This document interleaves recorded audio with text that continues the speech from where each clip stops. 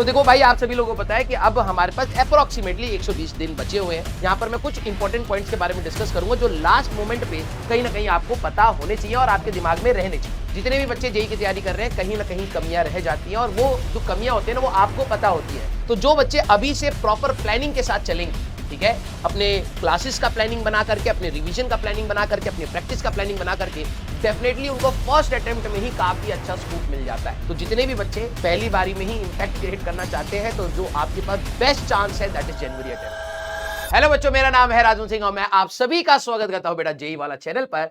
और आज मैं एक बहुत बेहतरीन सा सेशन लेकर के आया हूं बेटा, कि हमारे पास जितने भी बच्चे जेईई की तैयारी कर रहे हैं 2026 वाले अटेम्प्ट्स की, और हो सकता है उनमें से कुछ बच्चे होंगे जो हमसे पढ़ रहे होंगे, और हो सकता है कि बच्चे हमसे नहीं पढ़ रहे होंगे, राइट। और मेजॉरिटी बच्चे तो वैसे हमसे ही पढ़ रहे होते हैं, लेकिन ठीक है, फिर भी कुछ बच्चे हैं जो हमसे शायद अगर ना पढ़ रहे हो, तो उनके लिए भी कुछ दिन पहले एक बहुत बड़ा सरप्राइज हम लोगों ने रिवील करा था, और उसी से रिलेटेड मैं आप लोगों को थोड़ा सा गाइडेंस सेशन भी देना चाहूंगा और उसी के बारे में आपको थोड़ा सा डिटेल में बताना भी चाहूंगा, ठीक है। तो देखो भाई, आप सभी लोगों को पता है कि अब हमारे पास अप्रोक्सीमेटली 120 दिन बचे हुए हैं। तो क्लास 12th के बच्चे और ड्रॉपर्स जो हमारे पास बच्चे हैं, और जिन्होंने सेकंड ड्रॉप भी ले रखा है और जो जेईई मेंस को टारगेट कर रहे हैं, ये वीडियो उनके लिए बहुत खास होने वाली है, क्योंकि यहां पर मैं कुछ इंपॉर्टेंट पॉइंट्स के बारे में डिस्कस करूंगा जो लास्ट मोमेंट पे कहीं ना कहीं आपको पता होने चाहिए और आपके दिमाग में रहने चाहिए, ठीक है। तो देखो भाई, अब दो प्रकार के हमारे पास बच्चे हैं। क्लास गोइंग, जो क्लास 12th गोइंग स्टूडेंट्स हैं और वो स्कूल में जा रहे हैं, तो वो स्कूल की एक अलग परेशानी से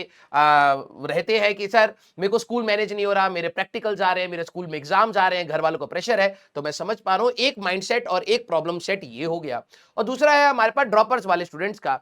ऑल्दो उनके पास स्कूल का प्रॉब्लम नहीं होता है, उनको कहीं स्कूल नहीं जाना होता, लेकिन यस, कुछ बच्चे इसमें से फिर भी अपने 12th के इंप्रूवमेंट्स में फंसे होते हैं। और दूसरा एक ये होता है कि सर हमें 2 साल का सिलेबस इतने कम टाइम में करना है, तो हम लोग किस प्रकार से करें। और कई बार हमारे सिलेबस में चैप्टर्स छूट जाते हैं, टॉपिक्स छूट जाते हैं, कई बार समझ नहीं आते, टेस्ट भी हमारे छूट जाते हैं, रिवीजन हमारे पास छूट जाती है। तो अब ये एक ऐसा टाइम है बेटा, जहां पर आप सभी लोगों को अपना ना, मतलब कहते हैं ना, बकल अप करना चाहिए, अपने आप की अपनी प्रिपरेशन को थोड़ा सा और पुश करना चाहिए, क्योंकि ये राइट टाइम है। अगर आपने यहां से भी चीजें संभाल ली तो काफी बड़ा इंपैक्ट हो सकता है। कई सारे ऐसे बच्चे होते हैं बेटा जो स्टार्टिंग में तो बहुत जोश से स्टार्ट करते हैं, लेकिन धीरे धीरे धीरे धीरे करके उनका मोटिवेशन डाउन हो जाता है और फिर वो कहीं ना कहीं अपनी तैयारी से थोड़ा सा भटक जाते हैं। बहुत सारे बच्चे होते हैं, और मेरी बात मान लीजिएगा, जितने भी बच्चे जेईई की तैयारी कर रहे हैं, कहीं ना कहीं कमियां रह जाती हैं, और वो जो कमियां होती है ना, वो आपको पता होती है, और आपके बैक माइंड में रहकर वो आपको बार बार हॉन्ट करती है कि यार ये भी तो नहीं आता, ये भी तो नहीं आता, ये टॉपिक भी तो छूटा हुआ था, ये भी तो हमें पढ़ना है ना।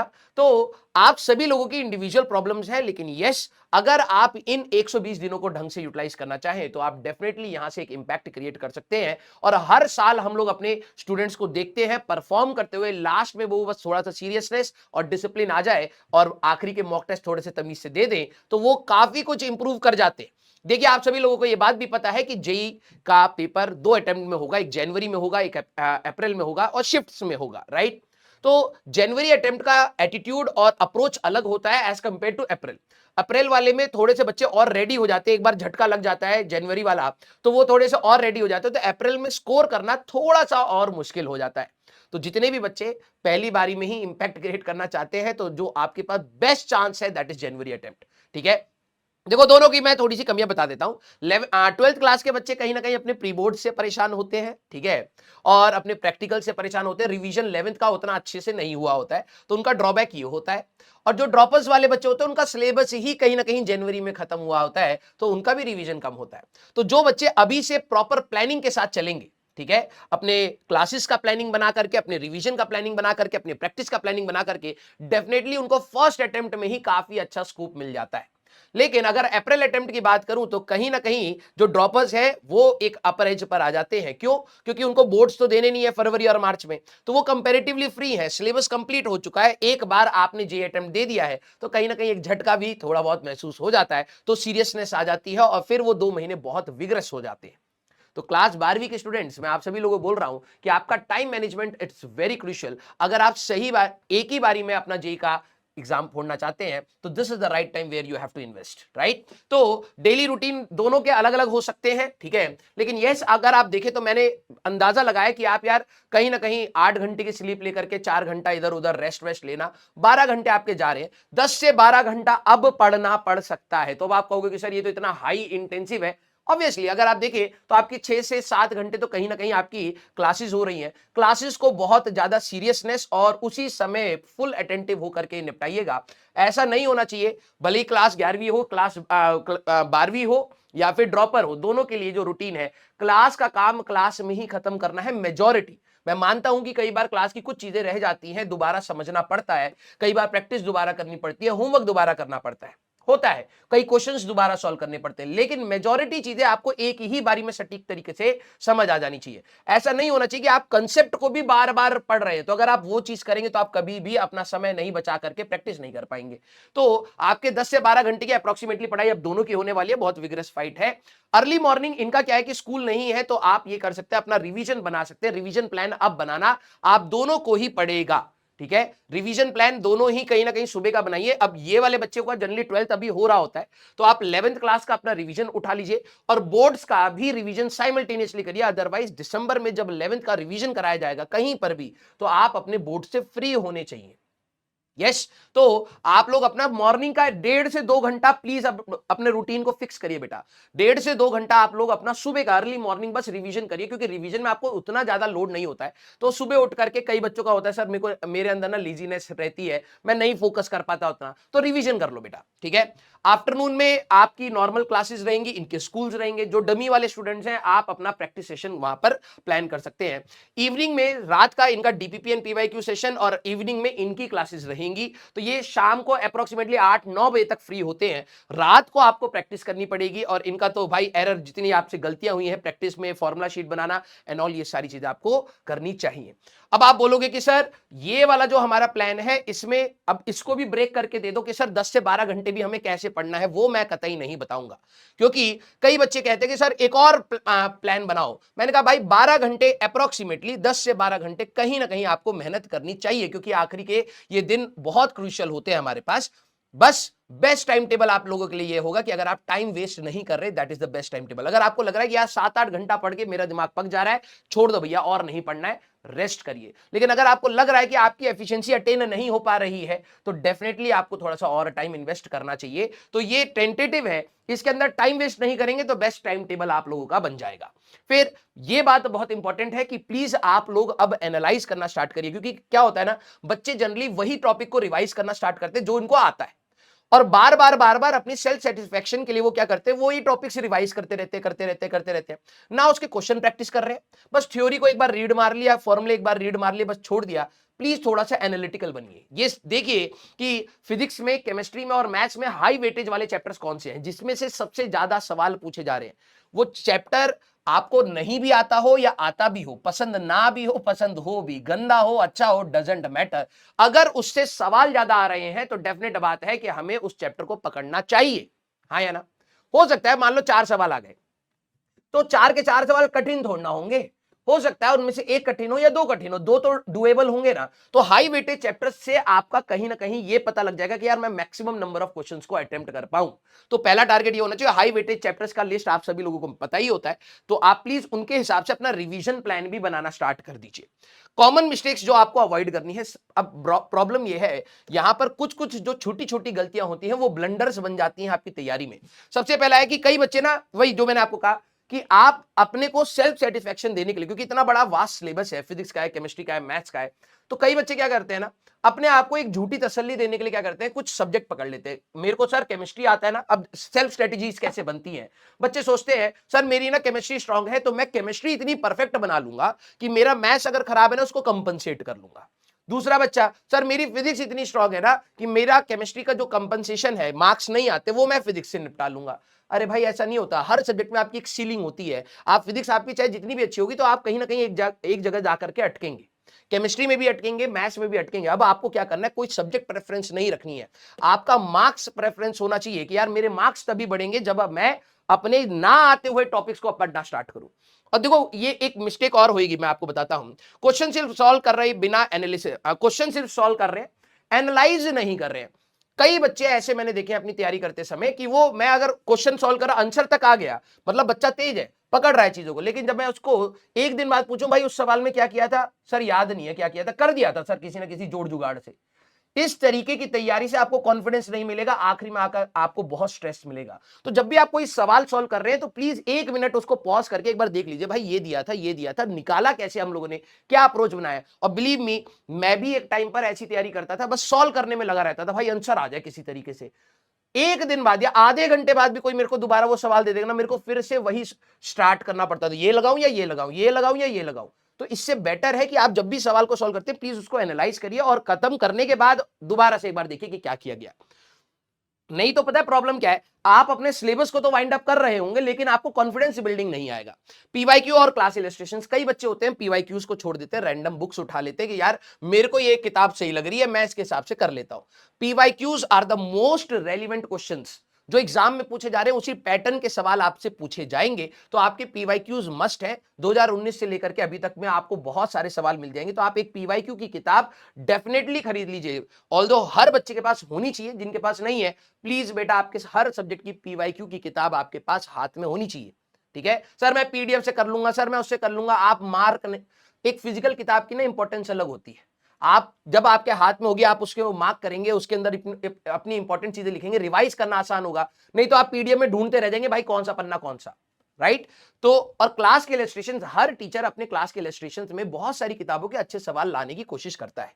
ठीक है, कभी इसमें फिजिक्स की अगर बात करें तो एचसीवी होगी, रोडोव होगी, क्रोटोव होगी, अपने एडवांस के इलस्ट्रेशन होंगे, बहुत सारे सवालों को मर्ज करने की कोशिश करता है सो दैट एक कंसेप्ट समझाया जा सके। अब आपको वो क्लास के क्वेश्चंस डेफिनेटली करने चाहिए क्योंकि वो मोस्ट रिपीटेटिव फॉर्म वाले ही क्वेश्चंस होते हैं। तो एक बार आप अपना टाइम निकाल करके इनको जरूर करिए। कुछ बच्चे इसको छोड़ करके कोई रैंडम चीज करना स्टार्ट कर देते हैं कि सर मेरे पास ना ये टेस्ट सीरीज थी पिछले साल की, मैं इन टेस्ट सीरीज से प्रैक्टिस कर रहा हूं। उसका भी बताता हूं क्या करना है। मॉक टेस्ट को लास्ट में पोस्टपोन कर देना, आखिरी में करेंगे हम लोग। और मैं सच बता रहा हूं ये आपकी मिस्टेक होगी भी। अभी बैच में अगर आप ऑफलाइन में हो या फिर ऑनलाइन में, आपको हमेशा टेस्ट लिए जाते हैं लेकिन आपने उन टेस्ट को सीरियसनेस से नहीं देखा। आपने बस हर बार कहा कि मेरा सिलेबस कंप्लीट नहीं है इसकी वजह से मैं टेस्ट नहीं दूंगा। क्या तेरे को लगता है कि जिस रेट से तू अपने को आगे लेकर के जा रहा है तेरा सिलेबस कभी भी कंप्लीट हो पाएगा?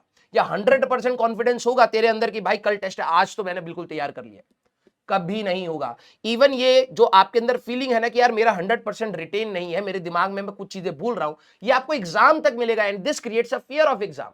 तो आपको ये चीज टैकल करनी पड़ेगी। आप सिर्फ थ्योरी पढ़ लीजिए, आप सिर्फ फॉर्मूले पढ़ लीजिए, सर थोड़ी बहुत प्रैक्टिस कर लिए, एग्जाम का प्रेशर अलग होता है, आती हुई चीजें भी कई बार छूट जाती है बेटा, समझ रहे हो। तो ये कॉमन मिस्टेक्स है कि आप टेस्ट नहीं देते, पीवाईक्यूज और क्लास इलस्ट्रेशंस को नहीं करते और क्वेश्चन को एनालाइज नहीं कर रहे, बस करे जा रहे हैं, अंधाधुन लगाए जा रहे हैं। लेकिन प्लीज एनालाइज भी करिए और एक सब्जेक्ट पर फोकस मत करिए बेटा, हमें हर सब्जेक्ट से मार्क्स खींचने हैं।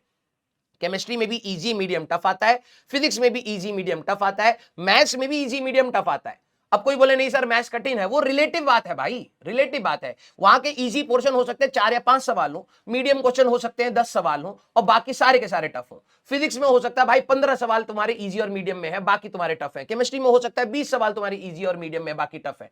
तो रिलेटिवली अगर तू बात करेगा तो हाँ, लेकिन हर पेपर में तेरा इजी और मीडियम कहीं ना कहीं पकड़ में आ जाना चाहिए। अब टेस्ट एनालिसिस का रोल मैं लिटरली बता रहा हूं, कई सारे बच्चे आप में से, आप देखो अब वो टाइम नहीं है कि मैं आपको बोलूं कि जाकर के पिछले साल के सिलेक्टेड बच्चों के इंटरव्यूज देख लो, नहीं है वो टाइम, क्योंकि आप इतना टाइम इन्वेस्ट करोगे तो प्लीज टॉपिक पढ़ लो उससे बेटर। लेकिन थोड़ा सा अगर आप अपने टीचर से पूछोगे ना, हर टीचर बोलता भाई टेस्ट दे ले, टेस्ट दे ले, टेस्ट दे ले, क्योंकि वो रियलिटी आपको कहीं ना कहीं वो मिरर होती है आपकी तैयारी की। एक टॉपिक आपको लगता है कि यार ये तो मेरे को बहुत अच्छा सा आता है, लेकिन अगर तेरे सवाल टेस्ट में गलत हो रहे हैं दैट मींस कहीं ना कहीं तो कमी छूटी है, हाँ या ना। तो आपको टेस्ट को बहुत ध्यान से देखना है। देखो आप सभी लोगों के वीकली जो टेस्ट होते हैं वो आप अब सीरियसनेस के साथ करिए। मैं लक्ष्य बच्चों को भी यही कह रहा हूं जो क्लास 12 के बच्चे हैं कि प्लीज टेस्ट को आप अपना टारगेट्स बनाइए कि भाई अगले वीक मेरा ये टेस्ट का ये सिलेबस है, तो मैं कोशिश करूंगा कि इसके सिलेबस को रिवाइज कर लूं इसी बहाने। अदरवाइज बेटा आपको टारगेट, छोटे छोटे टारगेट्स अगर नहीं मिलेंगे तो आप बड़े टारगेट में फेल कर सकते हैं। तो आपने वीक टेस्ट को रखिए और ऑल इंडिया टेस्ट सीरीज जो लास्ट में पूरे सिलेबस की, फुल सिलेबस की जो टेस्ट सीरीज होती हैं, मॉक टेस्ट जिनको आप लोग कहते हैं, वो आपके पास होने चाहिए। तो वो भी आपको ऑल्टरनेट डेज पर करने चाहिए, हर दिन भी कर सकते हो। कई बच्चे कहते हैं सर दिन में 2 बार करूंगा, इतना भी नहीं करना है, आप सेचुरेट कर जाओगे बार बार बार बार बार बार। तो हर दिन एक टाइम पर आपने फिक्स कर लिया कि भाई मेरे को मॉर्निंग में करना है या आफ्टरनून में करना है, एक स्लॉट फिक्स कर लिया आपने अपने एग्जाम टाइम के हिसाब से, उसी के हिसाब से पेपर दीजिए। हर दिन देना है दे सकते हैं, लेकिन दिन में 2 बार कभी कभार एक्सेसिव हो जाता है, सेचुरेशन आ जाता है। ठीक है, हर टेस्ट के बाद अपनी 3 मिस्टेक्स लिख करके इंप्रूव करना। कई बच्चे क्या होते हैं, टेस्ट की एनालिसिस नहीं करते हैं। टेस्ट की एनालिसिस क्या होता है, अबे जो सवाल तूने गलत किए, अगर ईमानदारी से तू कर रहा था पेपर, तो जो सवाल तूने गलत किए कहीं ना कहीं उसमें कमी थी। अब तूने कहा कि सर मेरे ना मार्क्स नहीं बढ़ रहे, अबे वही तो मार्क्स बढ़ाने का तरीका था। जो गलतियां हुई हैं उसको इंप्रूव कर, उसके ऊपर और सवाल लगा, 10-15 सवाल लगा, उस कंसेप्ट को सोच और इंप्रूव कर। अब कई बच्चे क्या होते हैं ना कि टेस्ट दे करके छोड़ देते हैं, सर मेरे को ना डिमोटिवेशन होता है इसलिए मैं टेस्ट नहीं देता। तो भाई एग्जाम का जो मेन रिजल्ट आएगा ना वो भी तेरे को कोई बहुत ज्यादा खुश नहीं करने वाला, इसका मतलब। तो इंपॉर्टेंट बात यह है, जब भी आप टेस्ट दे रहे हो तो फिजिक्स केमिस्ट्री मैथ्स में क्या गलतियां हुई हैं प्लीज उसको लिख लीजिए कि भाई मेरे से लॉज ऑफ मोशन के कंस्ट्रेंट रिलेशन के सवाल नहीं हो रहे। फॉर एग्जांपल सूडो फोर्स का सवाल मेरे दो बार गलत हो गए हैं, तो वो टॉपिक जब आपके पास क्लियर होगा कि यार इसमें ये करना है, इसमें ये करना है, इसमें ये करना है, तो आप उस पर इंप्रूव कर पाएंगे और उनको टिक करिए, फुलफिलमेंट वहां से आता है। ठीक है, माइंडसेट एंड कंसिस्टेंसी। भाई देखो 120 दिन में क्या, मैं तो बोलूं आखिरी के 90 दिन भी हमारे पास बहुत होते हैं इस रैंक को इंप्रूव करने के लिए और बेटर करने के लिए।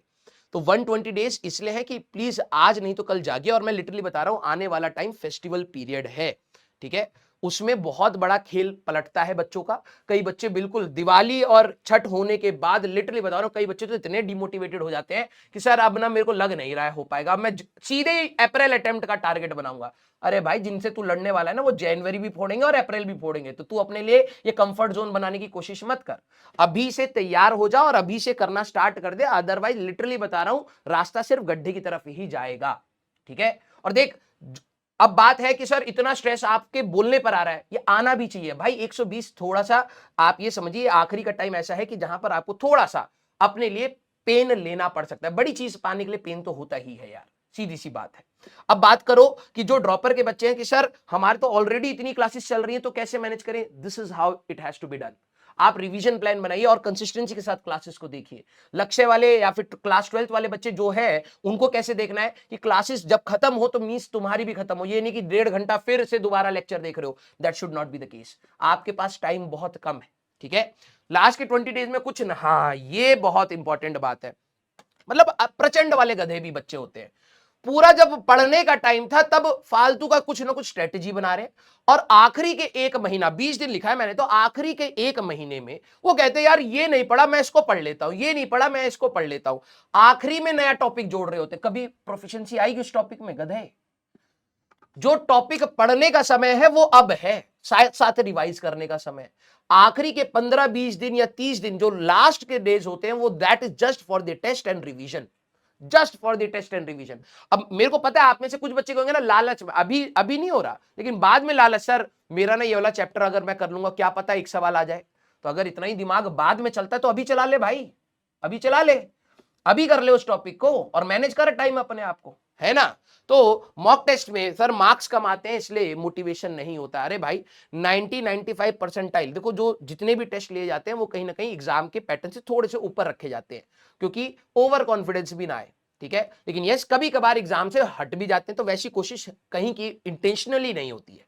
लेकिन अगर आप 90-95 परसेंटाइल अपना स्कोर कर पा रहे हैं, बिलीव मी आप अपना ग्रोथ डेफिनेटली देखेंगे, अनटिल अनलेस कोई बहुत बड़ी मेजर कंसर्न ना हो जाए, एग्जाम वाले दिन तबियत खराब ना हो जाए, लेट पहुंचे स्ट्रेस में आप बैठे हो कि यार मेरा ना जस्ट मेरे को एग्जाम देने दिया है, तो वो पैनिक रश में आपका एग्जाम खराब ना हो। लेकिन अगर आप टाइमली पहुंच रहे हो, सारी चीजें नॉर्मल चल रही हैं, तो आपका आराम से ग्रोथ आप अपने एग्जाम में देख पाओगे, आराम से।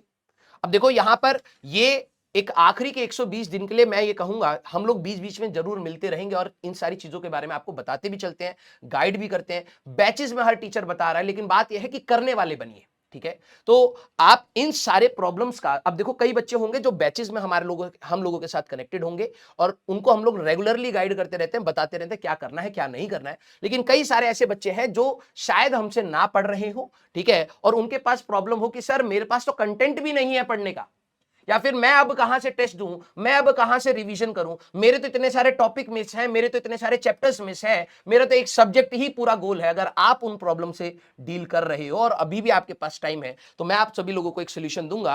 प्लीज आप इसमें जेई कोचिंग प्लस जो अभी रिसेंटली लॉन्च हुआ है इसको एक बार जरूर देखिए। देखिए पीडब्ल्यू हमेशा जब भी कुछ भी लेकर के आता है तो बच्चों के हित के लिए लेकर के आता है। इसमें आपको बहुत सारे फीचर्स मिलेंगे जो मैं आपको एक बार बता देता हूं। इसमें हर सब्जेक्ट में आपके पास चॉइस होंगे, नंबर ऑफ फैकल्टीज, 2-3 फैकल्टीज आपको मिल रहे होंगे जिससे आप चेंज करके भी पढ़ना चाहें तो पढ़ सकते हैं। तो जो भी बच्चे हमारे बैचेस वाले हैं वो तो अलग हैं, जो नहीं पढ़ रहे हैं, जो पीडब्ल्यू से एसोसिएटेड नहीं है या किसी ऑफलाइन में है और उनके पास अपने रिकॉर्डेड लेक्चर्स या उनके पास टेक की कमी है, ठीक है, उनके कोचिंग्स में कि उनके पास लेक्चर्स नहीं है, आप रिवाइज नहीं कर पा रहे, आप नया नहीं पढ़ पा से नहीं और नया परसेप्शन नहीं बना पा रहे, तो आपको फैकल्टीज का एक सेट दिया जाएगा जिसमें 2-3 फैकल्टीज हर सब्जेक्ट में होंगे जहां से आप अपने टॉपिक्स को कवर कर सकते हैं। और इसमें और भी एडिशनल फीचर्स हैं। तो आपको लेक्चर्स मिल जाएंगे, सारे फैकल्टीज आपको लेजेंडरी मिलेंगे यहाँ पर, स्टडी एनी टाइम एनीवेयर। अब आपका ये वाला प्रॉब्लम जो एक्सक्यूज बन सकता है, देखो भाई हम क्या कर सकते हैं, हम आपका पेपर नहीं दे सकते, हम आपको एक प्लेटफॉर्म दे सकते हैं, हम आपके लिए कुछ ना कुछ फीचर्स जोड़ करके दे सकते हैं जिसमें करने वाला बच्चा करके निकल जाता है। अब आप करने वाले बनिए कि आपके पास ऑप्शन है कि आप कभी भी अगर आप अपने ऑफलाइन कोचिंग में जा रहे हैं, घर आ रहे हैं, आपको एक टॉपिक नहीं समझ आया, you still have a pool of teachers जो आपको बेहतरीन तरीके से फिर भी समझा सकते हैं। ठीक है, तो ये आपके पास रहेगा। अब इसमें और भी चीजें आपको क्या मिल रही है, chapter wise hand written notes मिल रहे हैं। कई बार नोट्स बनाने में टाइम लगता है तो आपके पास हैंड रिटन नोट्स होंगे, चैप्टर वाइज प्रैक्टिस शीट। कई बच्चों, देखो वैसे तो मैंने आपको कहा है कि पीवाईक्यूज आपके पास होनी मस्ट है, लेकिन कुछ बच्चों के पास नहीं है। ठीक है, तो आपको प्रैक्टिस शीट्स मिलेगी जिसमें कहीं ना कहीं जो आपके जेईई मेंस के पीवाईक्यूज हैं उससे एसोसिएटेड सवाल या वैसे ही सवाल आपको मिल जाएंगे। ठीक है, डाउट सॉल्विंग सपोर्ट है, आपको अगर डाउट आता है तो वो भी चीज आपका क्लियर हो जाएगा। और रेगुलर टेस्ट हैं जो बहुत ज्यादा हमारे पास इंपॉर्टेंट है। ठीक है, तो एक बार फैकल्टीज को देख लीजिए। जो बच्चे हमारे सिस्टम से जुड़े हैं या फिर यूट्यूब पे पढ़ते हैं तो डेफिनेटली आप लोगों ने सर लोगों को देखा होगा। ठीक है, सब लेजेंडरी टीचर है, मेरे को उनके बारे में बताने की जरूरत नहीं है वैसे। ठीक है, लेकिन फिर भी नाम मैं आपको बता देता हूं, आप इनके क्रेडेंशियल्स आराम से रोक करके पॉज करके पढ़ सकते हैं। ठीक है, मतलब ये तो तौहीन होगी कि मैं इनके क्रेडेंशियल्स मैं बताऊंगा। ठीक है, ये तो ऑब्वियस है, पर लेजेंडरी टीचर्स है। ठीक है, तो मैथ्स में आपके तरुण खंडेलवाल सर हैं, आईटी दिल्ली से हैं, आशीष अग्रवाल आईटी बॉम्बे से हैं, और एनआईटी कुरुक्षेत्र से सचिन झाकड़ सर हैं। तो तीनों ही लेजेंडरी टीचर्स, इन सब के 11th एंड 12th के कंप्लीट सिलेबस आपको यहां पर मिलेंगे। ठीक है, फिजिक्स में सलीम अहमद सर हैं, एनआईटी ट्रिची से हैं, मेरा नाम राजवंत सिंह है, मैं आईटीआईएसएम धनबाद से हूं। ठीक है, Faizal Razak sir and Rahul Dudi sir IT Roorkee से हैं, और I think Kurukshetra IIT Jaipur से हैं सर। तो सारे टीचर्स अच्छे जगह से आपको मिल रहे हैं और एक्सपीरियंस यार बहुत अच्छा, मतलब इसमें कोई डाउट वाली बात नहीं है। आप एक बार लेक्चर्स को देखेंगे तब आपको अपने आप कनेक्ट फील हो जाएगा। ठीक है, तो सारे फैकल्टीज लेजेंडरी है। रोहित अग्रवाल सर भाई मतलब धुरंधार है ना। पंकज सिजारिया सर आप लोगों ने तो पता ही है, सर बिल्कुल फेमस है भाई साहब अपनी ऑर्गेनिक केमिस्ट्री के लिए, राइट। तो एक्सपीरियंस आप देख सकते हैं भाई, 16 साल 20 साल 22 साल ऐसा एक्सपीरियंस है। अमिताभ शर्मा सर इनऑर्गेनिक के बहुत बेहतरीन कोटा के फैकल्टी हैं, और हमारे कुंवर ओम पांडे ओपी स्क्वायर सर ये आईटी दिल्ली के पास आउट है और ये भी बहुत बेहतरीन पढ़ाते हैं। तो अब आपके पास एक पूल ऑफ टीचर्स है जिसमें आप सारे सब्जेक्ट्स को कवर कर सकते हैं, और पीडब्ल्यू के जो भी बेस्ट फैकल्टीज हैं उन सब के क्लब बना करके आपको दे दिए गए हैं। ठीक है, तो अब बैच को आप कैसे एक्सप्लोर कर सकते हैं, आपके पास पीडब्ल्यू की ऐप है। ठीक है, जो बच्चे पीडब्ल्यू से पढ़ नहीं रहे हैं उनको आपको पीडब्ल्यू की ऐप अपनी एक डाउनलोड करनी पड़ेगी। वहां पर आपको जेई कोचिंग प्लस 2026 लिखना होगा, तो ऐसे इस प्रकार से एक बैनर आ जाएगा, यहां पर आप इनरोल कर सकते हो। और अभी टीचर्स डे है तो आप प्लस 500 लगाओगे तो आपको डिस्काउंट भी मिल जाएगा। फिर आप यहां पर इनरोल कर सकते हैं इस बैच को। जैसे ही आप इनरोल करेंगे, अब इसमें ना ऊपर फीचर्स होते हैं, क्योंकि नए बच्चे हो तो आपको ये फीचर्स भी मैं एक बार बता दूं, जैसे डिस्क्रिप्शन है, सब्जेक्ट है, रिसोर्स है, infinity learning, test and community. तो ओवरऑल बता देता हूं, यहाँ पे डिस्क्रिप्शन होगा, बैच में कितने लेक्चर्स हैं एंड ऑल, कौन कौन से टीचर्स हैं। इसी में नीचे आपको अपने नो योर टीचर्स का डेमो वीडियोस मिल जाएगा। ठीक है, तो सारे फैकल्टीज का डेमो वीडियोस हैं, आप जिससे कनेक्ट फील करें आप उनसे वो टॉपिक पढ़ सकते हैं। ठीक है, फिर नो योर टीचर्स उसी में ही आपका आ जाएगा, सारे फैकल्टीज का आपको यहां पर आ जाएगा। इसमें एक्सपीरियंस गलत लिखे हुए हैं। ठीक है, सर का तो सही लिखा हुआ है, आई थिंक सलीम सर का भी सही लिखा हुआ है। मेरा अभी तक जब से मैंने ज्वाइन किया तब से ऐसे ही है कोई दिक्कत नहीं है। ठीक है, अब हमारे पास हाँ ऑल क्लासेस, अब जैसे डिस्क्रिप्शन में जाओगे तो इसमें आपको फैकल्टीज के नाम मिल जाएंगे, बैच के डिस्क्रिप्शन मिल जाएंगे, कितनी वीडियोस हैं, क्या हमारे पास फीचर्स है उस बैच में, क्या क्या टेस्ट है, और सारी चीजें आपको डिस्क्रिप्शन में मिल जाएंगी।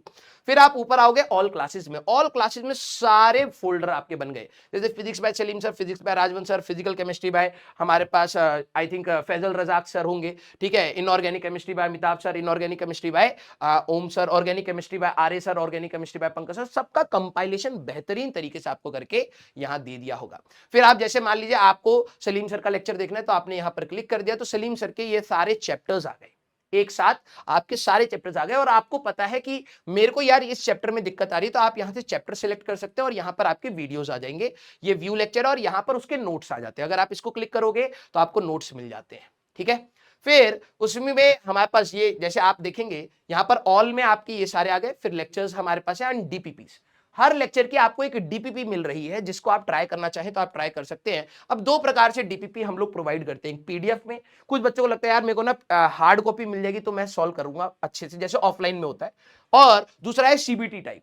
जैसे आपका जेईई मेंस का पेपर कंप्यूटर बेस्ड टेस्ट होगा, तो मैं तो आपको बोलूंगा कि इस वाले फॉर्म में ही जाकर के अपना टेस्ट को दीजिए, क्योंकि आपका टेस्ट आएगा, आप क्वेश्चन को रीड करते हैं, सॉल्व करते हैं, फिर आंसर मार्क करते हैं, ये सारे फीचर्स यूज करना कि ये करेक्ट आंसर है, फिर इसको अभी मार्क कर लेना, बाद में आकर के रिव्यू करूंगा, सबमिट करना, ये थोड़ी सी आदत डालना बहुत जरूरी है।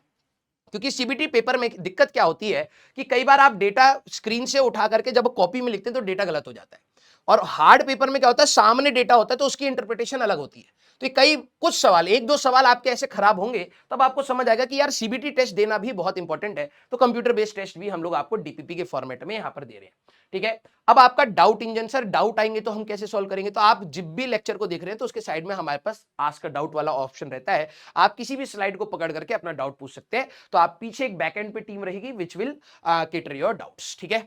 फिर रिसोर्सेज, जैसे सब्जेक्ट्स में हमारे आ गए थे सारे, फिर रिसोर्सेज में अगर आप आओगे तो रिसोर्सेज में हमारे पास क्या है, लेक्चर प्लानर क्या है, टेस्ट प्लानर क्या है, हैंड रिटन नोट्स क्या है, डीपीपीस क्या है, ये सारी चीजें, जैसे बैच का डेमो वीडियोस आ गई, टेस्ट प्लानर आ गया, लेक्चर प्लानर आ गया, मैथ्स के hand written notes, math practice sheet, chemistry handwritten note, सारा डिटेल में आपको आ जाएगा।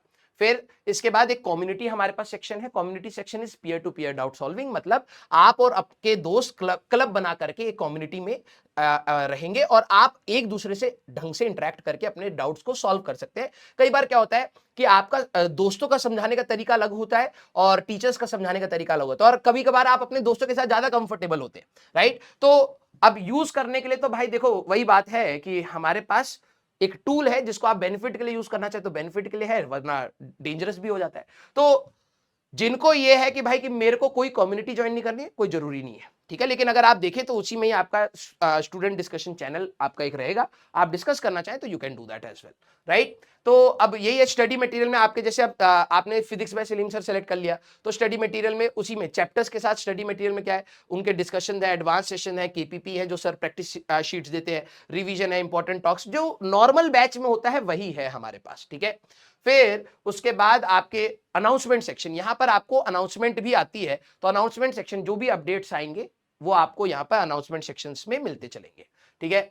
अब schedule test papers will be provided, भाई इनमें टेस्ट पेपर ऐसे नहीं कि 20 पकड़ा दिए ले कर लेना अपने हिसाब से, ना ना ना, हर लेक्चर के साथ डीपीपी, और आपका जो टेस्ट प्लानर है वो पहले से फिक्स्ड है, तो आपके शेड्यूल्ड रहेंगे, आपका सिलेबस पहले से आपको बता दिया जाएगा कि भाई ये वाला टेस्ट है, इसमें ये पार्ट पूछा जाएगा, प्लीज उसको कवर कर लीजिएगा। और फिर वही सीबीटी टेस्ट में बेसिस पर जैसे आपका पेपर होता है सेम फॉर्मेट में आपको ये मदद करेगा कि आपका सवाल है, ऑप्शंस आपके हो गए, आप यहां से सिलेक्ट करके अपने आंसर्स मार्क कर सकते हैं, ग्रीन वाले आंसर्ड है, ऑरेंज वाले नॉट आंसर्ड है, ग्रे वाले नॉट विजिटेड है, मार्क फॉर रिव्यू आकर के दोबारा देखना है तो आप यहां पर मार्क भी कर सकते हैं, ठीक है।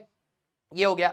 फिर आप जब अपना टेस्ट को रिजल्ट को सबमिट करते हैं तो सबसे बेहतरीन चीज जो पीडब्ल्यू प्रोवाइड करता है, जो शायद ही कोई सोच भी रहा है कि इस डायरेक्शन में कि बच्चों को मदद करनी चाहिए, that is your analysis of the test. Majority बच्चे इस चीज से परेशान रहते हैं कि सर टेस्ट दे दिया, मार्क्स आ गए, सीधे डिमोटिवेशन, अबे एनालाइज करना है, अब यहां से तैयारी भी चल रही है, तो आपको ये पता लगेगा कि भाई आपका स्कोर क्या है, एक्यूरेसी क्या है, कितना स्किप करा है, फिर आप इसमें भी पकड़ सकते हो कि आपने स्किप कौन कौन से पढ़े, हमारे क्वेश्चन किए, और टॉपर्स कितना बेटर कर रहे हैं, टॉपर्स कितना, आपने कितना जल्दी जवाब दिए, सारी एनालिसिस आपको यहाँ पे टेस्ट एनालिसिस में मिल जाती है। और अगर आपको मान लीजिए जो बच्चे ऐप शायद टेक से इतना कनेक्टेड नहीं है, ऑफलाइन पढ़ रहे हैं, तो अगर आपको टेक से रिलेटेड कोई भी दिक्कत आती है तो आप पीडब्ल्यू के ऐप में ऊपर जब क्लिक करेंगे तो यहाँ कॉन्टेक्ट अस आएगा, तो कॉन्टेक्ट अस में जाके यहाँ क्वेरी लिख करके भी आप बता सकते हैं, या फिर चैट करके भी आप अपना डेफिनेटली डिस्कस कर सकते हैं, ठीक है।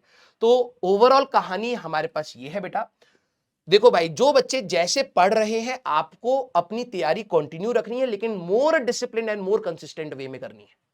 प्लानिंग बहुत ज्यादा जरूरी है, और प्लीज ऐसी फजूल की प्लानिंग मत बना लेना, अपने आप को ओवरलोड मत कर लेना, भाई आज मेरे को इतना करना है, आज उतना करना है, और हर दिन तुम टारगेट अचीव नहीं कर पा रहे। मेरे वर्ड्स को सुनिएगा, हर दिन आपको छोटे छोटे टारगेट्स बनाने जो अचीवेबल हो, और यस आपको थोड़ा सा स्ट्रेस भी देगी, यार इसको अचीव करने में थोड़ी सी इनपुट्स लगेंगे, तो ऐसे टारगेट बनाइए जिसके लिए आपको थोड़ी सी मेहनत और एक्स्ट्रा करनी पड़े और अचीवेबल हो। That's when you will get the confidence, right. Please आपने बल्कि टारगेट्स नहीं बनाने हैं, जो पहले से अलाइंड है आपके लिए ये कहानी बनी। और जो बच्चे इधर उधर घूम करके परेशान हो रहे हैं, believe me this is going to help you a lot, ठीक है। हम लोगों ने इतने साल से बच्चों का ट्रस्ट इसी तरीके से गेन किया है, क्योंकि हम लोग बच्चे के हित के लिए ही सबसे पहले सोचते हैं।